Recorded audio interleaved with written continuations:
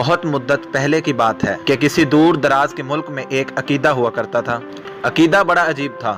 ان لوگوں کا عقیدہ یہ تھا کہ ہر سال وہ اپنا نیا بادشاہ منتخب کرتے۔ چلے یہ بات تو کچھ سمجھ میں آتی ہے، لیکن یہ بات بالکل سمجھ میں نہیں آتی تھی کہ وہ اپنے ہر پرانے بادشاہ کو ایک ایسے مخصوص جزیرے پر چھوڑ آتے جہاں پر اس کو اپنی بقیہ ساری زندگی بسر کرنی ہوتی اور وہاں سے آنا اس کے لیے ممکن نہ ہوتا۔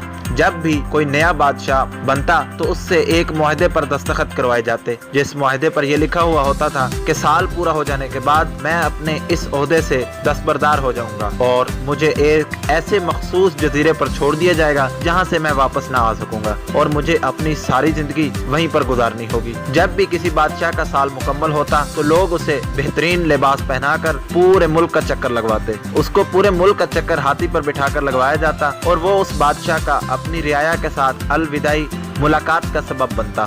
اس بار بھی لوگ اپنے پرانے بادشاہ کو اس مخصوص جزیرے پر چھوڑ کر واپس آ رہے تھے کہ ان کو کچھ ہی دیر پہلے ڈوبے ہوئے جہاز میں سے ایک نوجوان بچ کر لکڑی کے تخت کے سہارے تیرتا ہوا نظر آیا۔ انہوں نے سوچا کہ اس شخص کو لے چلتے ہیں اور اپنے ملک کا بادشاہ منتخب کرتے ہیں، کیونکہ ہمیں اب نیا بادشاہ تو منتخب کرنا ہی ہے۔ ان لوگوں نے فیصلہ کیا اور اسی فیصلے پر قائم رہے۔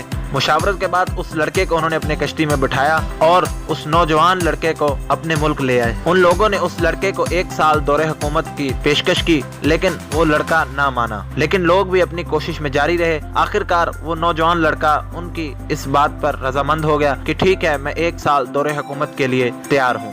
اس سے بھی لوگوں نے اسی معاہدے پر دستخط کروا لیے۔ ابھی اس نوجوان لڑکے کی حکومت کو تیسرا ہی دن تھا کہ لڑکے نے اپنے ایک وزیر کو بلا کر حکم دیا کہ مجھے اس جزیرے پر لے چلو جہاں پر 1 سال کے بعد مجھے جانا ہے، مجھے اس جزیرے کو دیکھنا ہے۔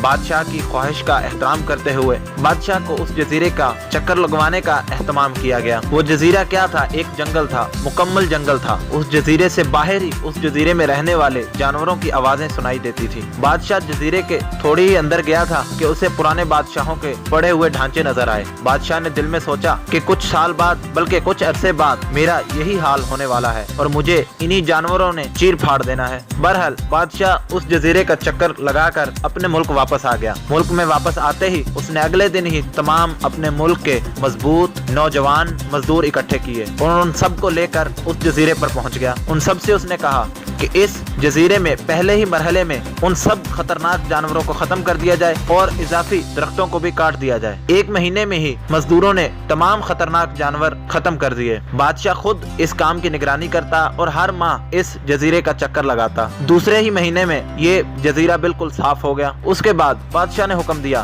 اس جزیرے کے مختلف علاقوں پر باغات تعمیر کر دیے جائیں۔ چنانچہ مزدوروں نے یہ کام بھی شروع کر دیا اور بہت جلد یہاں پر خوبصورت باغات تعمیر کر دیے گئے۔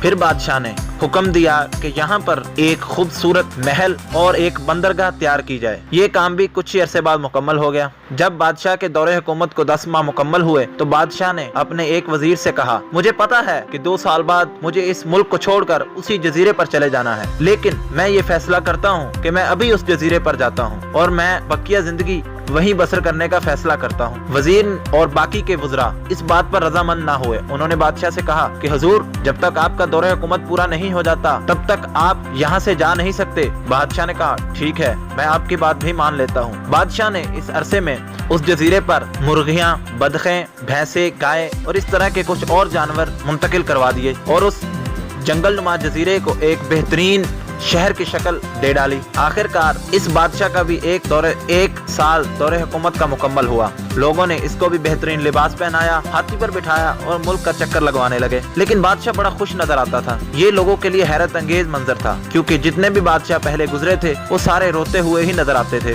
لوگوں نے آخرکار پوچھ ہی لیا، حضور آج سے پہلے جتنے بھی بادشاہ گزرے ہیں وہ تو رو رہے تھے، لیکن آپ ہنس رہے ہیں، ایسا کیوں؟ بادشاہ نے کہا، تم لوگوں نے شاید وہ قول نہیں سنا کہ جب بچہ پیدا ہوتا ہے تو وہ روتا ہوا آتا ہے اور باقی لوگ ہنس رہے ہوتے ہیں، اور جب آدمی اس دنیا سے رخصت ہوتا ہے تو دنیا رو رہی ہوتی ہے۔ میں نے اسی قول کو مد نظر رکھتے ہوئے جب دوسرے بادشاہ اپنے محلوں میں رنگینیوں کے مزے لوٹ رہے ہوتے تھے تب میں اپنے زندگی کے مستقبل کے فیصلے کر رہا ہوتا تھا اور لاہ عمل تیار کر رہا ہوتا تھا۔ تو آج میرا وہ لاہ عمل مکمل ہوا اور میں نے اپنے لاہ عمل سے اس جزیرے کو ایسا आरामदेह और पुरसुकून बना लिया है कि मैं अपनी पूरी जिंदगी वहाँ पर हंसी खुशी बसर कर सकता हूँ। इसीलिए अब मैं हंस रहा हूँ और वो बादशाह इन महलों में रहे ही नहीं, और मैं अब वहाँ पर अपनी बकिया जिंदगी आराम और सुकून से बसर कर सकूंगा। दोस्तों कमेंट बॉक्स में जरूर बताइएगा कि आपको ये स्टोरी कैसी लगी और हमारी बाकी की वीडियोस कैसी लगी। अगर आप लोग चाहेंगे तो हम आगे भी इस तरह की स्टोरीज और डिफरेंट